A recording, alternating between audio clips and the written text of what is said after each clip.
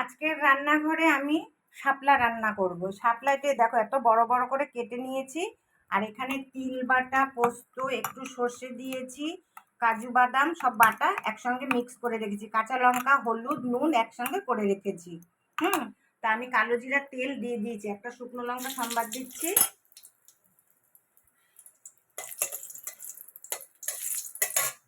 এই তো এই কয়দিনই শাপলা খাবো, পুজো হলে তো আর শাপলা খাওয়া যাবে না, তার জন্য আজকে একটু অন্যরকম করবো। আর এখানে মানে নারকোল বাটাও আছে, নারকোলটা ভুলে গেছি, নারকোল বাটা দিয়ে আজকে একটু রান্না করবো। আর একটু সাদা তেল দিয়ে দিচ্ছি সোমবারে। দেখো এবার শাপলাগুলো দিয়ে দিলাম, একটু হতে থাকো, তোমরা দেখতে থাকো, আমি একটু ঢেকে দিই,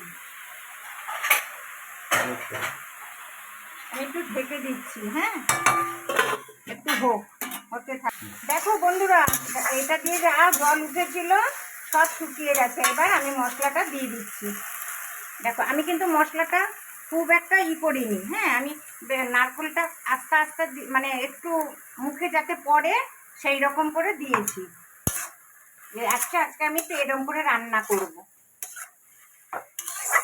শাপলা দিয়ে নানান রকম রান্না করা যায়।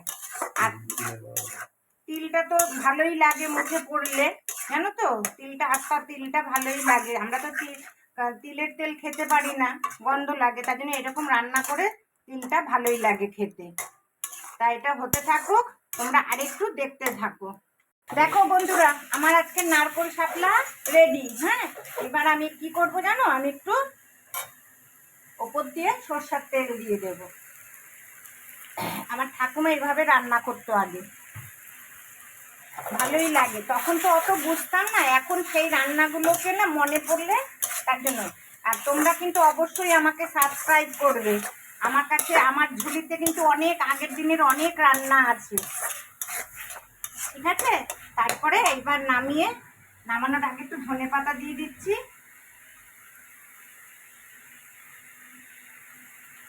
ব্যাস,